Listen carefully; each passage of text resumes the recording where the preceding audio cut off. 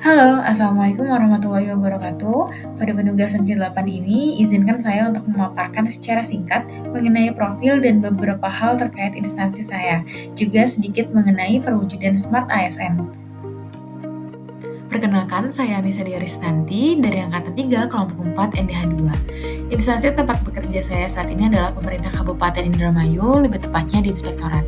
Unit kerja saya adalah Inspektorat Pembantu Wilayah 1 dan jabatan saya saat ini adalah sebagai auditor ahli pertama. Berikut adalah profil instansi saya bekerja, yaitu Inspektorat Kabupaten Indramayu. Visi dari Inspektorat Kabupaten Indramayu adalah terwujudnya inspektorat yang profesional, dinamis, dan responsif menuju pemerintahan yang baik. Kemudian, misi inspektorat yang pertama adalah peningkatan dan pengembangan sumber daya manusia. Yang kedua adalah meningkatkan kemampuan sumber daya pengawasan, terutama keahlian, keterampilan, dan integritas di dalam penegakan sesuai dengan peraturan perundang-undangan yang berlaku. Yang ketiga, penyelenggaraan pengawasan yang efektif, objektif, dan akuntabel.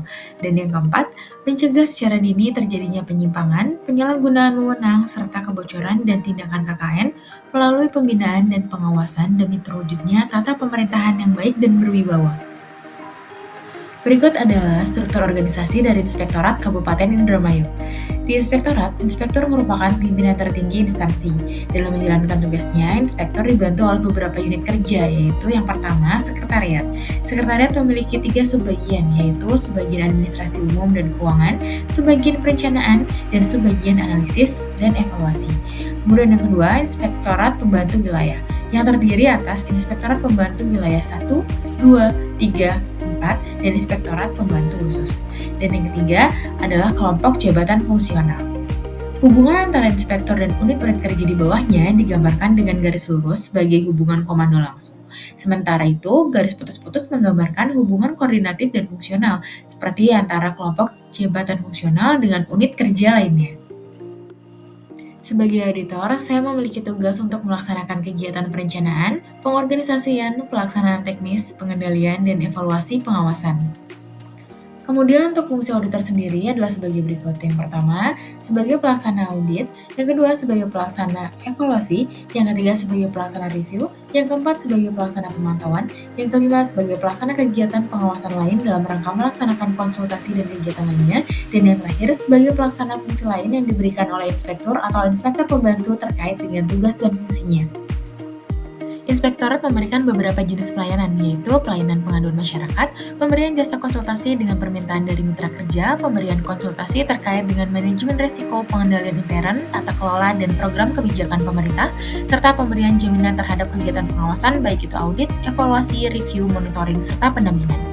Inspektorat berkomitmen untuk memenuhi standar pelayanan dengan berusaha untuk selalu responsif dan tepat waktu dalam menanggapi serta menyelesaikan pengaduan dan permintaan konsultasi.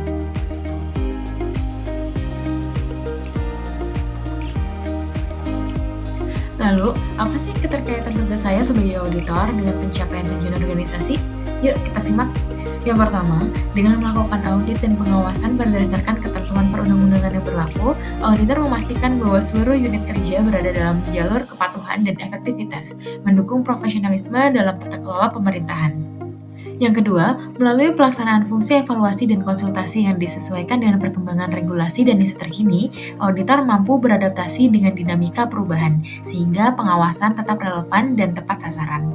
Yang ketiga, dengan cepat merespons permasalahan yang muncul di lapangan dan menjalin partisipasi masyarakat, auditor memperkuat pengawasan partisipatif, meningkatkan transparansi, dan mempercepat solusi, sesuai semangat responsivitas. Kemudian, apa sih yang sebaiknya dilakukan untuk memastikan kinerja pelaksanaan tugas saya sebagai auditor menjadi lebih baik melalui perwujudan Smart ASN? Yang pertama, memaksimalkan layanan konsultasi kepada OPD dan audit lain melalui pemanfaatan sistem digital seperti penggunaan video conference. Yang kedua, memaksimalkan teknologi saat melaksanakan fungsi pengawasan. Yang ketiga, menegakkan prinsip akuntabilitas dalam pelaksanaan fungsi pengawasan, yang keempat responsif terhadap perubahan serta permasalahan strategis yang muncul, dan yang kelima menjadi mitra kerja yang profesional dan dapat dipercaya. Sekian pemaparan dari saya, terima kasih. Wassalamualaikum warahmatullahi wabarakatuh.